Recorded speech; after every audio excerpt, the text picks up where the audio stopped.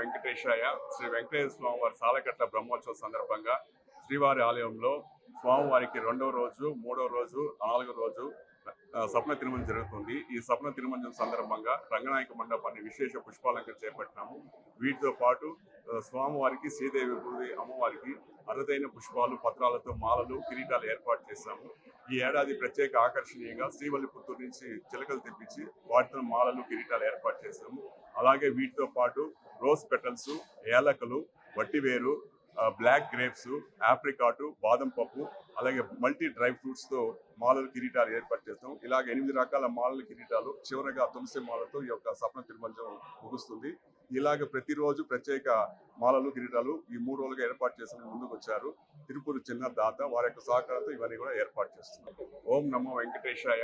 శ్రీ వెంకటేశ్వర స్వామి వారి సాలకట్ల బ్రహ్మోత్సవం సందర్భంగా శ్రీవారి ఆలయంలో స్వామివారికి 2వ రోజు, 3వ రోజు, 4వ రోజు స్వప్న తిరుమంజనం జరుగుతుంది. ఈ స్వప్న తిరుమంజనం సందర్భంగా రంగనాయక మండపాన్ని విశేష పుష్పాలంకరణ చేపట్టినాము.